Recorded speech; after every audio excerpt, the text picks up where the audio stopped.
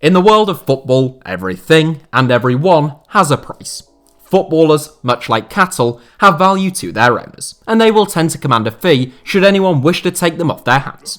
Unlike cattle, footballers are paid quite well for the privilege, at the highest level at least, and they're not milked for all their lives in factory conditions, separated from their young and slaughtered once they're too old to produce milk. It's at this point that the simile becomes rather stretched in truth. Anyhow, I often see infographics on social media regarding the most valuable players in world football, typically formulated by some kind of algorithm or formula. You will get nothing formulated from this video though, just my take on who is the most valuable player in each position to make up a starting 11. I thought it was quite an interesting conversation starter, and I'll throw in some substitutes and possibly even some honourable mentions for good measure. Here are my views on the most valuable 11 in world football. Goalkeeper. Gianluigi Donnarumma. We've seen fees for goalkeepers skyrocket in recent years, most notably in the cases of Alisson Becker and Kepa Arrizabalaga. Alisson set Chelsea back a reported £65 million, meanwhile Kepa commanded a £71.6 million fee upon his arrival at Stamford Bridge. If anything, Alisson's value has increased over the last couple of years, whilst Kepa is now worth about £18.50 and a bag of licorice all sorts. The most valuable goalkeeper on the planet surely has to be Gianluigi Donnarumma though, who has won 22 caps for Italy and has registered more than 200 appearances for AC Milan at the age of 21. Already one of the best goalkeepers in world football, and arguably the best in Serie A, Donnarumma could easily have another 15 years at the very highest level still left in the tank, and he's most likely still improving. I'd already put his value in excess of £100 million, but if AC Milan win the Scudetto this season, or just qualify for the Champions League, with Donnarumma impressing in Europe's Premier Cup competition, you might be talking about twice the price that Alisson or Kepa cost just a couple of years back. Right-back. Trent Alexander-Arnold. There's no lack of options at right-back, which is a position with a plethora of enormously talented young players at this moment in time, but none more valuable than Trent Alexander-Arnold as far as I'm concerned. The Liverpool native has already made 150 appearances for his boyhood club, in addition to winning 12 caps for England, despite the fact that he's still only 22. The most creative fullback on the planet, the width, expansion and invention that Alexander-Arnold offers Liverpool is almost invaluable. Whilst there was a time when fullbacks rarely commanded enormous fees, and right-back was considered the least important position on the pitch, those days are long gone now. It's hard to envisage any kind of circumstances which would lead to Jurgen Klopp selling Trent Alexander-Arnold. But if he did, we'd surely be looking at a world record fee for a fullback of at least £80 to £90 million. Centreback. Jules Koundé. A man who I've talked about a few times on this channel recently, unless Sevilla are absolutely mad, they should be valuing Jules Koundé as not just the most expensive centre-back right now, but the most expensive of all time. That title currently belongs to Harry Maguire, but with the greatest of respect to the former Hull City man, I think Koundé's ceiling is a couple of notches higher than his. Aged 22, Koundé joined Sevilla from Bordeaux for €25 million in 2019, and I think he's worth at least 4 times that figure now. Koundé has hardly put a foot wrong in Seville, he's athletic, composed, and a formidable competitor. The only area in which Koundé lacks is height, standing at just 5'10", but despite that fact, he almost never loses an aerial duel. To my mind, he's the most valuable centre-back on the planet right now, and if he isn't, then Sevilla are making a big mistake, and someone should really get an offer in pronto. Centre-back. Virgil van Dijk. A slightly more debatable inclusion, particularly in light of his current long-term injury layoff, ultimately, Virgil van Dijk becomes the second Liverpool player to be included in this 11. Signed by the Reds in January 2018 for £75 million, Virgil van Dijk remains the second most expensive centre-back in world football, behind only Harry Maguire. An outstanding piece of business, despite the fee involved, it seems unlikely that Liverpool would have won either the Champions League or the Premier League title without Van Dijk at the club. 3 years on from his arrival, Van Dijk is now 29 years old and sidelined for 6 to 12 months with an ACL injury, and that's why I wouldn't put his value on the same level as Koundé's. Nonetheless, he squeaks in ahead of some younger and significantly less injured competition due to his importance to Liverpool, combined with the fact that he was still the best centre-back on the planet prior to getting wiped out by Jordan Pickford. Left-back. Alphonso Davies. Both fullback positions are rife with competition, but how could I overlook Alphonso Davies? A phenomenal competitor who now looks like such a natural left-back, Davies made the FIFPro World 11 in the position for 2020, despite the fact that he only just turned 20 himself. Previously a flying left winger, renowned for his marauding runs and lovely left foot at Vancouver Whitecaps, Davies was an inspired signing by Bayern Munich in 2018 for just $13.5 million up front, with the potential to reach $22 million subject to add-ons. You could double or even triple that price tag and Davies would still be a bargain, and one suspects you'd have to times it by 10 for Bayern Munich to accept a bid for the Canadian now. Converted to left-back temporarily at first by Hansi Flick due to an injury to Niklas Zola, which saw David Alaba shifted to centre-back, Davies' form has been so superb that a return to the left flank now seems unlikely. Defensive midfield. Joshua Kimmich. Featured in yesterday's video taking a look at Pep Guardiola's 7 greatest signings of all time, Joshua Kimmich cost Bayern Munich just €7 million. I may be wrong, but I am next to certain that the Bavarians wouldn't sell him for even 10 times that amount now. Brought in from RB Leipzig as a 20-year-old, Kimmich has established himself as one of the most versatile, tactically astute, and technically gifted players in the Bundesliga over the last 5 years. Having mastered the role of right-back, he has now become a world-class holding midfielder, capable of break-up attacks and getting man going forward with equal aplomb. In all honesty, I think he's probably the most valuable midfielder in the world, and for that reason, I think you'd have to put a price on his head that was well in excess of £100 million. Central midfield. Kevin De Bruyne. The joint oldest player in this starting 11, tied with Virgil van Dijk, Kevin De Bruyne's value holds up since he shows very few signs of decline.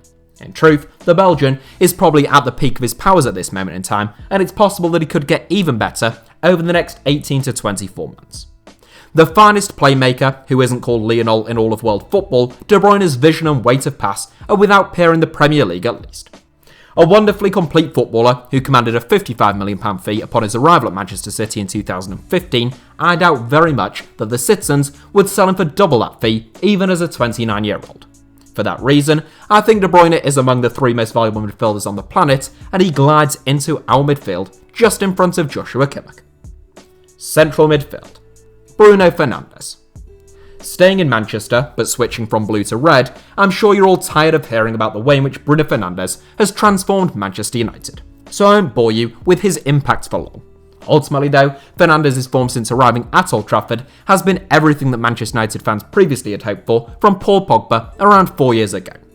Pogba remains the most expensive central midfielder of all time at £89 million, and I certainly don't think Manchester United would accept a bid at that price for Fernandes now. Signed for a potential £68 million, subject to add-ons 12 months ago, Fernandes has rapidly established himself as Ole Gunnar Solskjaer's most important player and as one of the most talented midfielders on earth. Given that he only turned 26 a few months back, I think he's good value for a spot in my midfield alongside Joshua Kimmich and Kevin De Bruyne. Right wing. Kylian Mbappe. The most valuable player in all of world football in my eyes for the last couple of years, it's hard work putting a price tag on Kylian Mbappe. At the age of 22, he is already one of the most prolific forward players on the planet, he has thrice made the top 10 of Ballon d'Or voting, and if it weren't for COVID-19, he'd probably have had his highest finish yet in Ballon d'Or voting in 2020. Faster than David Cameron when he hears that the hog roast has opened up at a wedding, Mbappe can beat you with speed or skill, he can play out wide or through the middle, and he is devastating in front of goal. Given his age and talent, it would be a travesty from PSG's perspective if they lost him for less than they paid for Neymar, which puts Mbappe's value at over £200 million. It's all silly business at that level, but if anyone is worth that amount of money right now, it is Kylian Mbappe. Left wing. Neymar. By far the oldest member of our forward line, Neymar is 28 years old, putting him behind only Virgil van Dijk and Kevin De Bruyne in terms of experience. In reality, Neymar might be a year younger, but he has far more footballing experience than either of those two, having been a star man at club level since the age of 16 and at international level since about 18. Perhaps the most underrated player in all of world football, who is described as being overrated by people who know vanishingly little about football, Neymar is like a throwback to a bygone era. In a world of cogs in machines, Neymar remains a free spirit, pulling off the type of magic that makes children fall in love with the sport. Don't be fooled into thinking that he lacks end product though. No, Neymar's goal and assist per 90 record is roughly the same as Cristiano Ronaldo's since he arrived in Europe, and he was probably the most informed player on the planet prior to his injury earlier this month.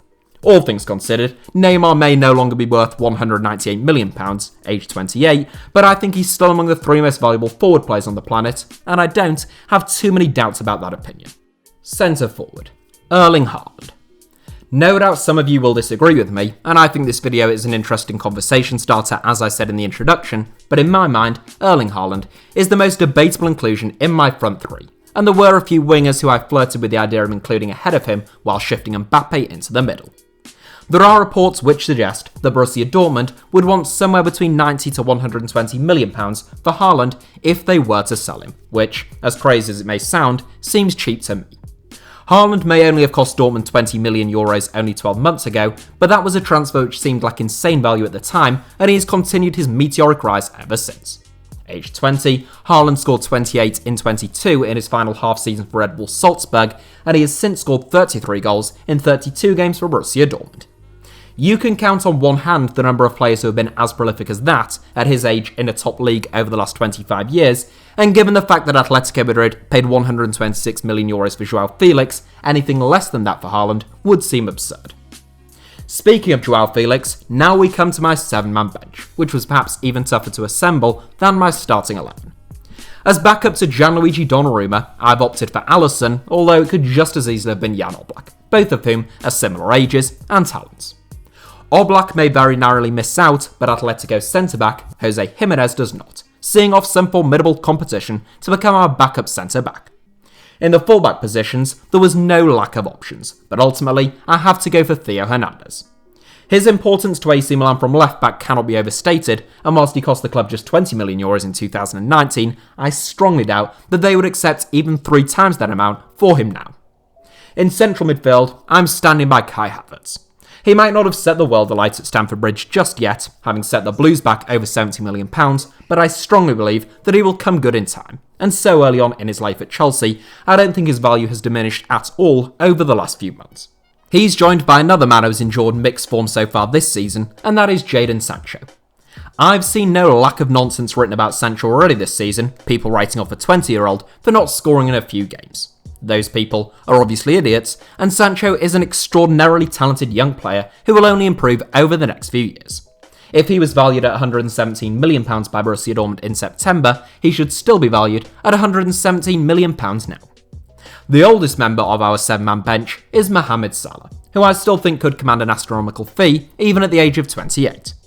Salah's record since signing for Liverpool is simply sublime, and if anyone were to take him off Jurgen Klopp's hands, I suspect Liverpool would want at least as much as they received for Philippe Coutinho in January 2018. Last but not least, Joao Felix is the 4th most expensive footballer of all time, having joined Atletico Madrid for €126 million in 2019. Had I made this video towards the back end of last season, Felix probably would have missed out, following a slow start to life in the Spanish capital and some difficulties adapting to Diego Simeone's style of play. This season has been a totally different story for the Portuguese youngster though, who has already bagged 8 goals in 18 games so far this season, having only scored 9 during all of last season. You could make a case for him still being more valuable than Erling Haaland given Dortmund and Atletico's likely valuations, but in the end, he just about has to settle for a spot on the bench.